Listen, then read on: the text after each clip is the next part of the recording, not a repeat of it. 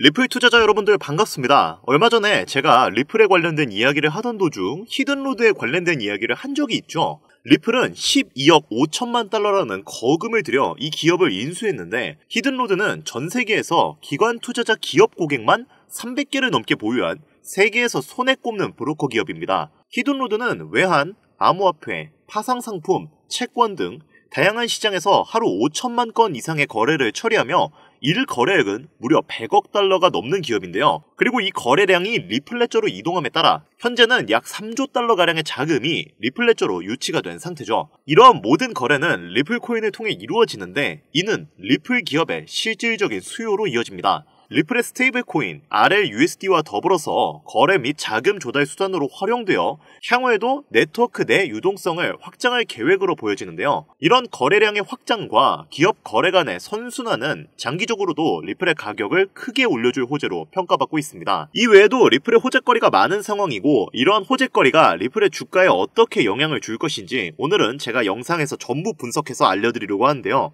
다른 때보다 리플의 미래에 관련된 이야기를 중점적으로 다룰 것이고 그만큼 여러분들의 수익에 직접적인 영향을 미칠 이야기를 다루는 만큼 이번 영상은 꼭 끝까지 시청해주시면 감사하겠습니다.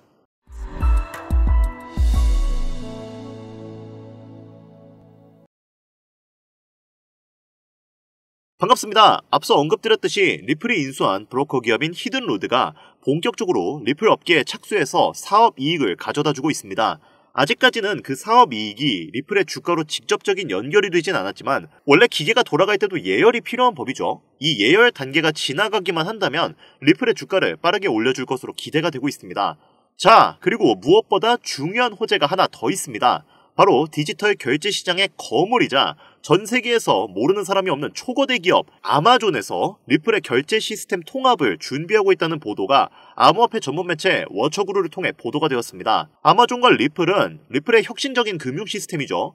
바로 리플넷을 이용해 더욱 빠르고 효율적인 결제 시스템 구축을 목표로 하는 것으로 지금 기획 단계에 접어들고 있는데요. 아마존이 다른 업체들을 제치고 리플을 이용한 데는 리플넷이라는 결제 네트워크 성능이 다른 회사 제품에 비해 훨씬 더 용이하기 때문에 그렇습니다. 리플넷은 리플이 개발한 글로벌 결제 네트워크인데요. 다른 그 어떤 은행 및 결제 서비스 제공 업체들보다 더 뛰어난 실시간 메시징 그리고 청산 및 결제 서비스를 원활하게 제공하는 특징을 가지고 있습니다. 아마존뿐만 아니라 이미 전 세계 유수의 금융기관들 또한 리플넷을 도입하고 있어요. 자, 그러면 여기까지 제 설명을 들으신 분들은 그래서 이런 내용이 어떻게 리플의 주가 상승으로 이어진다는 거야? 라고 궁금해하실 수도 있습니다. 단순히 시장의 호재거리로 인해 그 기대감으로 인해 가격이 상승한다? 물론 그것도 있지만 리플의 구조적인 메커니즘을 이해하면 이는 가격 상승을 촉발시킬 수밖에 없습니다. 리플은 총 발행 개수가 1000억 개로 한정되어 있는 토큰입니다. 그리고 매월 10억 개의 토큰을 시장에 공급시키면서 그 단가를 맞추고 있죠. 자, 지금 이 영상 보시는 구독자, 시청자님들도 은행 거래를 아마 많이 사용하셨을 겁니다. 그러면 은행에서 은행으로 돈을 보낼 때 수수료가 발생을 하죠. 리플코인은 이런 수수료를 자사의 리플코인으로 대체할 수 있는 ODL 시스템을 적용하고 있습니다. 그리고 수수료 대신 사용한 리플코인은 소각되는 시스템을 가지고 있어요. 그러면 지금처럼 아마존 같은 초거대 기업들이 하루에 얼마나 많은 거래를 하는데 이 모든 거래에 수수료 대신 리플코인을 사용한다면 그리고 그 리플코인만큼 리플이 소각이 된다면 당연히 수요와 공급의 원칙에 따라 개수가 줄어든 리플의 단가가 올라갈 수밖에 없고 그렇게 된다면 이는 리플의 주가 상승으로 이어질 수밖에 없죠. 결국 리플은 시간이 지나면 지날수록 다양한 사업체와 사업을 맺을 것이고 그 과정에서 토큰이 소각되고 개당 단가가 높아지면서 장기적으로는 가격이 올라갈 수밖에 없는 구조로 설계가 되어 있는 겁니다. 하지만 이런 좋은 호재에도 불구하고 리플의 가격이 우리가 만족하는 수준까지 올라가지를 못하고 있죠. 이유가 여러 가지 있습니다만 아무래도 트럼프의 관세 정책 여파가 아직 암호화폐 시장을 완벽하게 회복시키지 못했다는 것이 제일 큰 이유가 됩니다. 물론 최근에 트럼프 대통령이 관세 유예를 진행하겠다고 말을 했죠. 그러나 이 관세라는 것은 사실상 미정부가 마음대로 변화시킬 수 있기 때문에 많은 기관 투자자들과 개인 투자자들이 섣불리 자금을 넣을 수가 없는 상태인데요. 이렇게 미국의 관세라는 부분은 전반적인 시장 전체 저력을 하방 압박으로 갖고 오는 요인들을 만들었습니다. 지금 리플코인만 보더라도 고점 라인이었던 5,000원 부근에서 하방 압박을 받고 내려왔던 이유가 리플 코인의 상승 모멘텀이 없어진 게 아니라 이 하락했던 그 부분은 바로 미국의 관세 부분들 때문에 시장의 변동성을 가져오는 요인을 제공했다는 거. 이게 굉장히 중요할 수밖에 없어요. 근데 이 관세라는 게 도대체 뭐길래 이렇게 사람들이 공포감에 떨고 종목의 가격이 하락하고 그러느냐, 이런 의문점을 가지시는 분들이 있을 수도 있는데, 제가 간단하게 설명을 드리자면 우선 관세를 올린다면 물가가 올라갑니다. 인플레이션이 올라간다는 거죠. 물가가 올라간다면 고금리에 그대로 시장이 유지가 될 가능성이 매우 높은 시점이다 라고 평가받을 수 있습니다. 이렇게 흘러간다면 미국은 관세를 거두니까 자금력이 늘어나겠지만 그냥 일반적인 다른 기업들과 다른 나라만 힘들어지겠네? 라고 생각할 수 있어요. 근데 그게 아닙니다. 미국 또한 힘들어질 수밖에 없어요. 미국은 자국 내 생산에서 수출하는 수출량보다 수입량이 월등히 더 많은 나라입니다. 쉽게 비유하자면 자동차 엔진을 만들 기술력이 있더라도 그 엔진을 만들기 위한 부품은 수입을 해야 하는 나라라는 거예요. 근데 이 부품 자체가 비싸져 버리니까 기업들 입장에서는 엔진 가격을 올릴 수밖에 없어요. 가격이 올라가면 소비자들은 그 물건을 어떻게 해요? 덜 살 수밖에 없겠죠. 그러다 보면 생산량을 줄일 수밖에 없습니다. 그러면 생산량이 줄어드니까 기존의 그 생산량을 유지하기 위해 써야 했던 인력들은 어떻게 됩니까? 이제 필요가 없게 되겠죠. 그러면 또 인력을 해고를 하게 됩니다. 이러다 보니까 요즘 미국의 실업률이 거의 역대 최대치까지 올라가 버린 상황입니다. 2020년 코로나 때문에 전 세계가 실업률이 미쳐 날뛰었던 때가 있었는데 지금이 거의 그때만큼이나 실업률이 높은 상황이에요. 아이러니하게도 관세 정책을 실현시켜서 미국 내의 자금력을 더욱 공고히 해서 미국을 더 위대한 나라로 만들겠다. 미국 내 시민들과 기업들에게 최고의 나라를 선보여주겠다. 라고 호언장담하던 것과는 무색하게 지금은 미국 내에서의 기업들은 물론이고 시민들조차 현재 미 정부의 관세 정책에 반발이 심해진 상태인데요. 그래서 트럼프도 최근에는 정책의 방향성을 조금씩 유연하게 풀고는 있는데 아직 명확하게 해당되는 노선을 정하지 않은 부분에서 왔다 갔다 하는 모습을 보여주고 있죠. 그만큼 현재 시장의 흐름은 정말 변동성이 커도 너무나 크다라고 볼 수가 있는 상황인데, 그럼에도 불구하고 우리가 리플 코인에 투자하고 있는 이유가 뭡니까? 바로 리플 상승에 대한 모멘텀이 충분하기 때문이겠죠. 자, 관세라는 거는 말 그대로 대외적인 이벤트로 우리는 평가할 수 있습니다. 왜냐면 주식시장도 코인 시장도 모두 금융시장을 다 같이 영향을 받고 있는 부분이지만 이게 미국 내 대외적으로는 그러한 부분을 움직이고 있더라도 내외적으로는 어떻습니까? SEC가 코인의 시장에 압박했던 부분들을 하나씩 풀면서 리플과도 이제는 완벽하게 법적 리스크를 해소하게 되었는데 이 부분이 갖고 오는 리플의 상승에 대한 모멘텀이 추가적으로 나와주고 있죠. 우선 리플 코인이 갖고 있는 상승 모멘텀 뭐가 있습니까? CBDC라는 디지털 화폐의 중추적인 역할을 하고 있다. 두 번째로 이 스테이블 코인 관련해서 요즘 굉장히 이슈가 크게 되고 있죠. 달러와 1대1로 연동된다. 이걸로 끝나는 게 아니라 미국이란 나라는 달러를 더욱 강하게 만들어야 되는 나라입니다. 왜? 달러를 발행하는 기축통화국이기 때문에 달러가 강해져야 그들의 나라 힘도 강해지기 때문이죠. 그래서 스테이블 코인을 꼭 집어서 우리는 달러와 함께 스테이블 코인을 가져가야만 우리 달러가 살 수 있다라고 트럼프가 공식 언급을 했죠.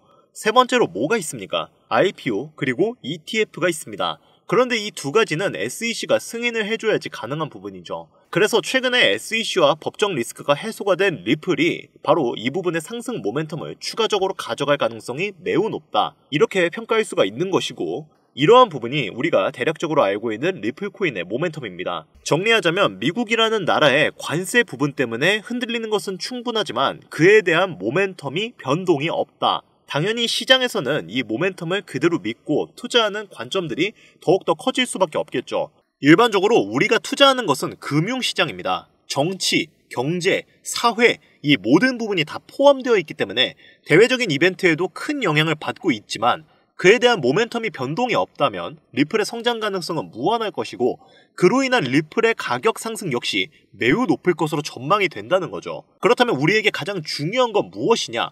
앞서서 제가 말씀드린 대로 2분기 넘어서 리플의 현물 ETF와 스위프트와의 통합 그리고 RWA 등 리플의 성장을 도와줄 호재거리만 가득 남아있는 지금 그나마 리플의 가격이 낮게 책정되어 있는 현재 시점에 리플을 더욱더 담아둬야 된다는 거죠. 그런데 이쯤 되면 우리 투자자들은 한 가지 의문을 가집니다. 당장 2배 정도 수익을 본다고 해서 우리 인생이 크게 달라질 수 있을까? 대한민국 평균 투자금액 지표를 보면 1천만 원을 넘게 투자하는 경우가 많지가 않습니다. 당연하게도 그 이유는 수익을 보기 위해 감당하는 리스크가 너무 강하기 때문이죠. 한국 투자자 대부분이 1천만 원 이하가량을 투자하고 있기에 XRP가 6천원까지 올라간다고 한들 여러분들이 만족할 만한 수익은 아닐 것이라 생각이 됩니다. 그렇다고 투자금을 늘리기엔 부담이 되시거나 리스크가 어느 정도 분명 존재하기 때문에 지금부턴 소액의 투자금으로, 소액! 이거 아주 중요한 부분이죠. 투자금을 안전하고 확실하게 불려 남부럽지 않은 투자금을 만들고 싶으신 분들께서는 지금 이 시대에 가장 큰 이목을 받고 있고 3세대 페트로달러 시스템에 이어 4세대 전략적 비축 자산물의 요동치는 새로운 자본시장에 우리는 지금 가장 큰 이목을 받고 있는 관세에 집중해야 한다는 겁니다. 지금부터는 우리가 이 시스템을 어떻게 활용을 해야 소액의 투자금을 어떻게 운용을 하고 많은 자산을 만들어 그 자산으로 인하여 리플 코인을 많이 담아둘 수 있는지 지금부터 상세하게 하나하나 설명드릴 테니까요. 지금부터 하나도 놓치지 말고 끝까지 집중해서 큰 수익 받아가시길 바랍니다.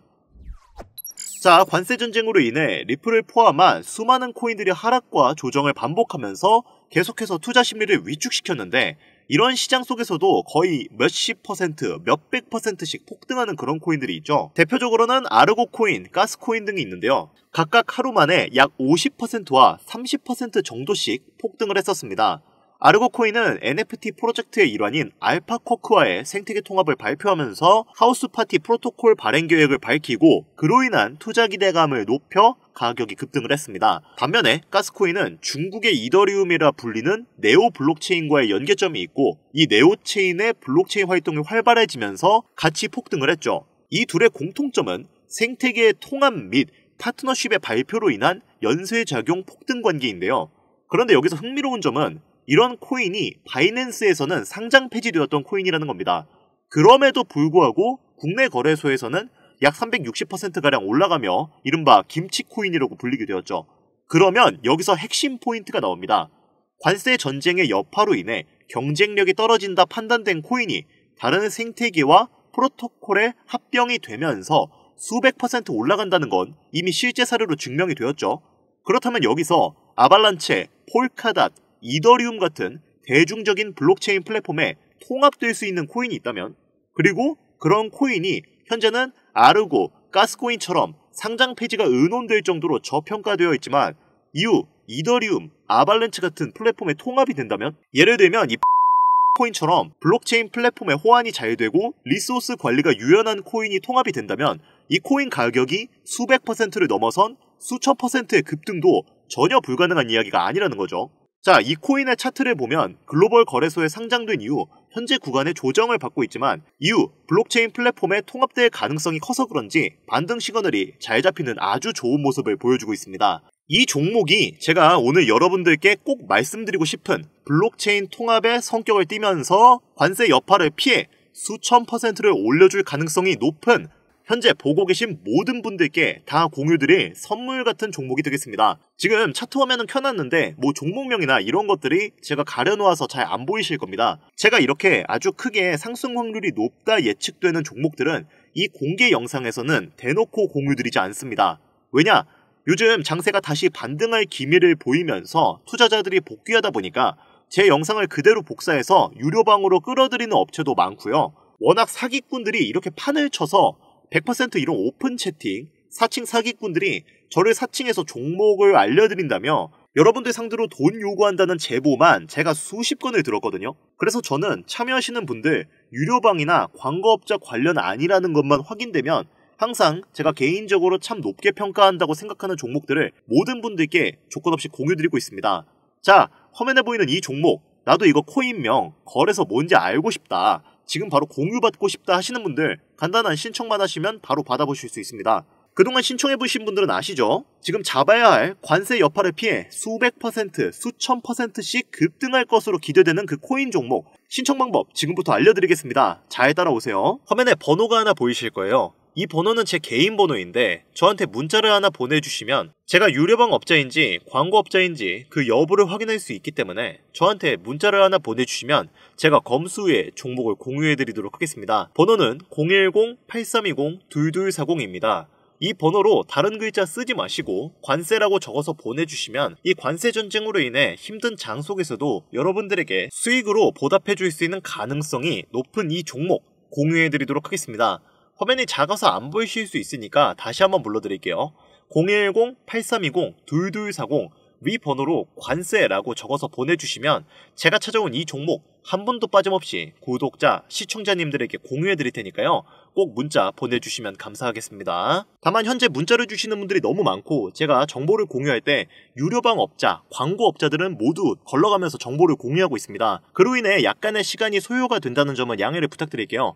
조금이라도 정보를 빠르게 받아보고 싶으신 분들은 제 개인 채널 뻔코인 그리고 별빛코인에 오셔서 구독, 좋아요, 댓글 남겨주시면 조금이라도 더 빠르게 정보 전해드릴 수 있으니까요.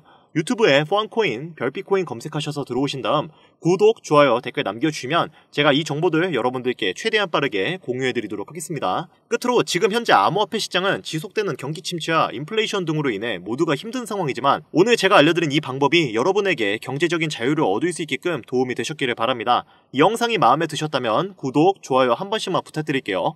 오늘 영상은 여기까지입니다. 지금까지 영상 시청해주셔서 감사합니다.